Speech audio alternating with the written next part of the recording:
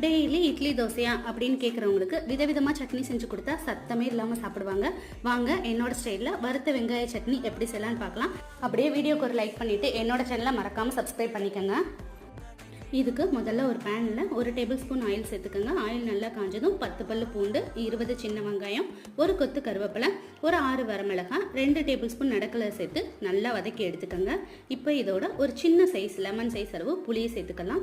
1/4 cup துருவின தேங்காய், இதுக்கு தேவையான அளவு உப்பு சேர்த்துட்டு நல்லா வதக்கணும். இப்போ நல்லா வதக்கின எல்லாத்தையும் நல்லா ஆற வச்சு எடுத்துக்கலாம். ஆற வச்சதும் நல்லா மிக்ஸி ஜாருக்கு மாற்றிட்டு தண்ணி ஊற்றி அரைச்சி எடுத்துக்கலாம். இப்போ இதை ஒரு பவுலுக்கு ட்ரான்ஸ்ஃபர் பண்ணிடலாம். நல்லா கமகமன் வாசனையோட சட்னி ரெடி ஆயிருக்கும். இதுக்கு வழக்கம் போல் கடுகு, உளுந்து, கருவேப்பிலை சேர்த்து தாளிச்சுக்கலாம். இப்போ இதை இட்லியோட சர்வ் பண்ணலாம். தோசைக்கும் சூப்பரான காம்பினேஷனாக இருக்கும். ஒரு தடவை ட்ரை பண்ணி பாருங்கள். இந்த வீடியோ உங்களுக்கு பிடிச்சுன்னா உங்கள் ஃப்ரெண்ட்ஸுக்கும் ஷேர் பண்ணுங்கள். பாய்.